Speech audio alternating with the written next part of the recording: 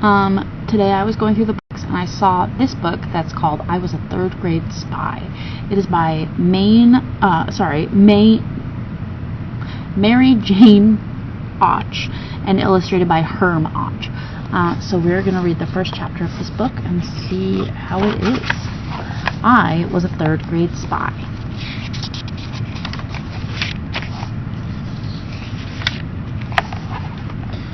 Chapter 1. Today was my first day of school, and I could have been my last.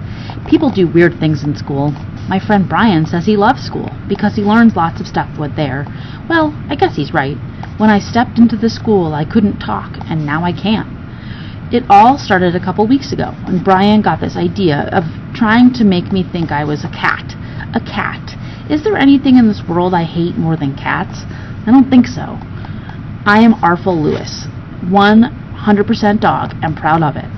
I am honest, loyal, and trustworthy, all of which cats are not. They're mean and sneaky, period. End of story. Anyway, Brian and his buddies, Josh and Dougie, were trying to turn me into a cat with this hypno something or other. Brian swung a sparkly thing in front of my nose and kept saying I was getting sleepy. Well, that worked, because I never have any trouble going to sleep. I even have done it standing up. But just as I started to doze off each time, Brian would tell me I was turning into a cat. I wouldn't be caught dead turning into a cat, but something funny happened to Josh. He was the one holding me while Brian did the hypno business. Right after that, Josh started sending out these sneaky cat vibes. I was the only one who noticed at first. That's probably because dogs are especially sensitive to cat vibes. Anyway, Josh kept getting more and more cat-like over the next 3 weeks until the night of the science fair. That's what all the fuss was about. The kid took me to this place in the school called the stage, where there were bright lights and they hurt my eyes. Brian had told me about 10 times to behave myself, so I sat quietly, even though other people's pets were there, being real pains. There were a couple dogs running around, and somebody had a bird who flew up to a pole above the stage and kept yelling, "Pretty bird!" Birds can be so stuck on themselves. So they can fly? Big deal! Give me a pair of wings and I'll fly too. Anyway, when it was our turn at the science fair, Brian just read this long, boring report about how I was doing cat things. I was not. I would have told everybody, but I didn't know how to human talk yet, even though I had always understood most human words.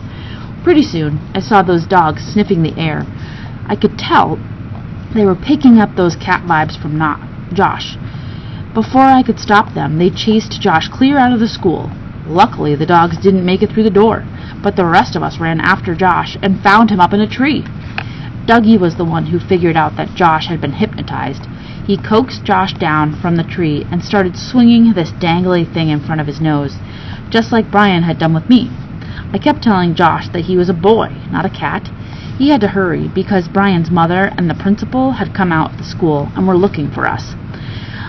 I was watching that swinging thing real close, getting a little sleepy.